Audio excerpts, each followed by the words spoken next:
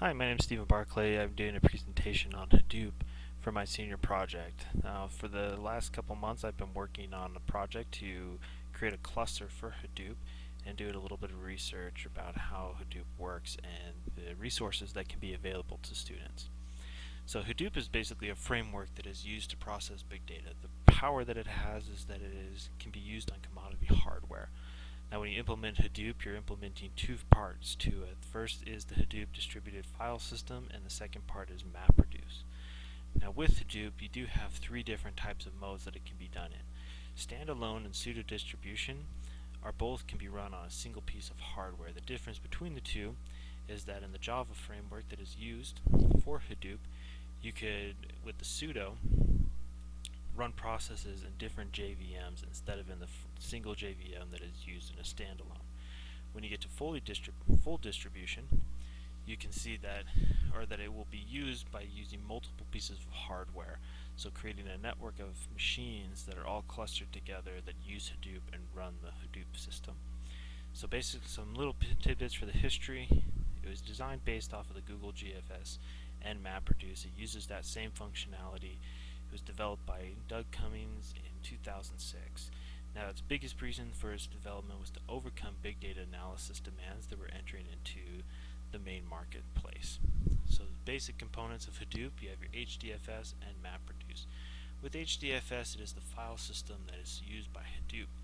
Data is broken up into 64 megabyte blocks, and that data is then split across multiple nodes if it is used within a cluster. Now, it consists of a name node and a data node, which will be explained in just a bit. With MapReduce, you have input that is mapped to key value pairs.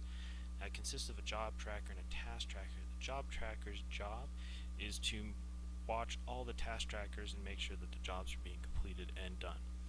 Now, it has three classes that will be described in a little bit later. So, looking at HDFS in depth, we can see that the name node is what manages Hadoop. It's what manages all of the file system. It manages all the data nodes that are spread across. And in a cluster situation, you usually have a master server and many slave servers. And on those slave servers is where the data nodes live.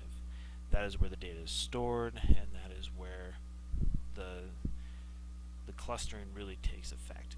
With the name node, it keeps track of all those data nodes and where the data is stored, so that when jobs are ran against the Hadoop file system, it knows where those pieces of files are and how they can be used.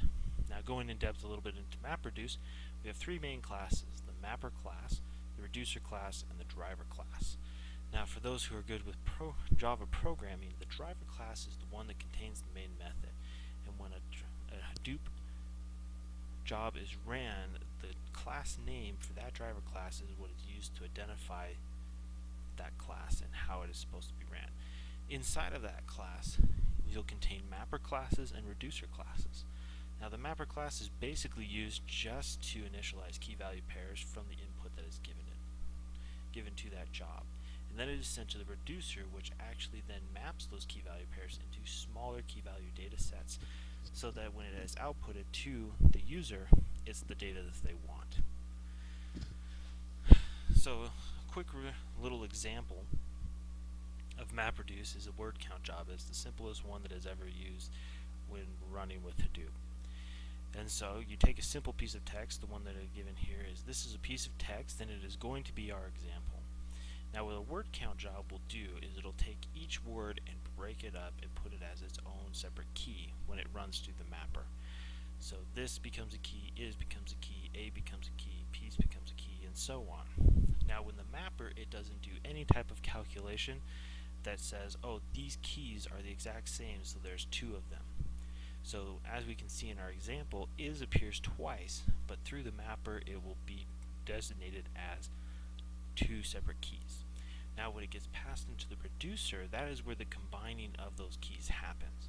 So that is where the is then gets a 2 count instead of just a 1. And that'll happen as you go through with larger text files. And each mapper and reducer class can be tailored to the specific data that you are using, so that you can determine whether or not what type of data you want to come out. Now, because HDFS and MapReduce have their limitations as far as what they can do, what type of information can be put into it, how you can get information out to it, how you can interact with that information, an ecosystem is being created as we speak. And so a few of the big ones that are used now with Hadoop are Pig, Hive, HBase, Mild, and Zookeeper. So Pig is basically a programming framework that is similar to MapReduce, where it uses a language called Pig Latin so that it can create programs to perform jobs on the data that's stored in Hadoop. Hive is an infrastructure that builds and provides data summarization, querying, and analysis on that data that's in Hadoop in a NoSQL type of format. HBase is very similar. It creates a database that is non-relational, similar to Google's Big Table, and it is meant to just be able to create large tables, just huge, massive tables. Mild is mainly used for creating machine learning algorithms that give you clustering, filtering, recommendation systems, and allows you to take that data, process through it, and produce future outputs. Zookeeper is basically like a massive job tracker. It is the central service that maintains everything that is going on, and it is for scheduling, synchronization, providing group services, naming information, anything that you can possibly think of to basically manage what's going on with Hadoop. Now for the project, my main focus was being able to create a functional environment that students could use to be able to learn Hadoop. So when doing that, I needed to figure out the installation requirements that were needed. So Hadoop requires Java because that's what MapReduce is built on. The great thing is it can run on any type of commodity hardware, which means that it's really cheap in that aspect that you can buy a bunch of different systems and link them all together into a cluster to work together. It also can work on pretty much any operating system, but it is pretty much best suited for your Linux distributions. Now also with this installation, I took all those installation requirements and created scripts that can be ran every semester if need be, or when a machine breaks. I use these scripts to automate the process, and so that instead of taking hours to install and configure all of these nodes, you can install and configure a bunch of nodes in a matter of minutes. As long as the connection stays up and the person's there watching it, it'll go through. I also included an installation script for DNS because there have been problems with networking issues within the Hadoop system that sometimes it will use the host file and other times it won't. By having a DNS server installed, you can avoid those problems pretty easily.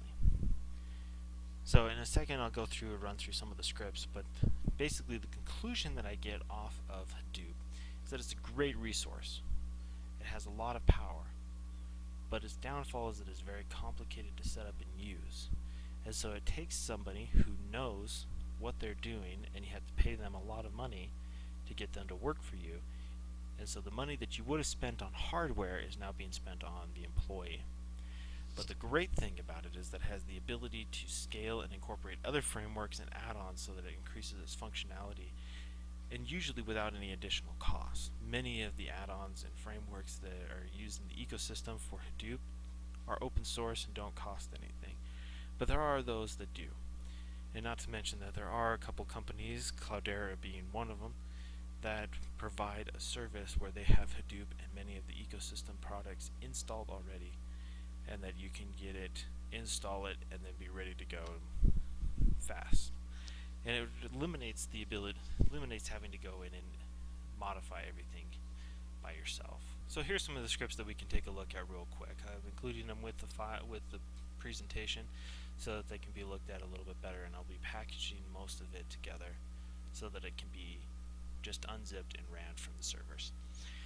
So as you can see, this part of the script is where we are going through and using a configuration file to gather values that we need for our cluster. And then as it loops through that configuration file, it's gathering all the information that we need for this Hadoop installation. And then as we continue to scroll down, it modifies certain files that allows path variables and other environment variables to be created upon login. So as you can see, these variables for Hadoop and Pig are all being modified and used. And the path variables allow us so that we can use the Hadoop system from anywhere within the file system. It also comes down here and we modify some of the core XML files that are needed for Hadoop to run. The core-site.xml is basically where we tell it where the system environment is going to be. We give it as we can see right here, this is going to tell where Hadoop lives and the port that it's going to be on. So which node it lives on, where the name node is going to be. As we come down here to line 165, this value that is going to be used right here and this variable which is declared up above is actually a directory where the Hadoop file system actually lives. So there is a place where it lives on each of the nodes, and that file system needs to be the same so that when a master-slave relationship happens, it can work the right way. And then this right here is looping through and populating different files that are needed, one for the master file, one for the slave file, so that it knows where those files are and which are slaves and which ones are not. We also have our DNS file here, and where the real power is right here. This is where it's adding records, and this is where we have a little bit of functionality that allows us to loop through and gather input from the user at the time of installation, and so it's automatically configured and entered into the file that is needed. For the Java installation, it is pretty much setting the environment variables, and the real power is right here, where we're actually creating the SSH key with no password, so that SSH can happen between the machines without having to enter a password each time, which if you're running a Hadoop on a fully distributed system, you need to have it that way, or you're sitting there entering passwords for every single job that it does. And so this one allows it to be copied over there, as well as essential files that are needed to install both Java and Hadoop on all the nodes that are within your files. So once again, back to the conclusion is Hadoop is a great piece of software and a great framework to utilize. It just takes some time to understand and to know the setup of it. Once you can get through that process and you can understand how it works, it becomes very easy. It just takes a lot of time to do that. So thank you, and I hope you enjoyed the presentation.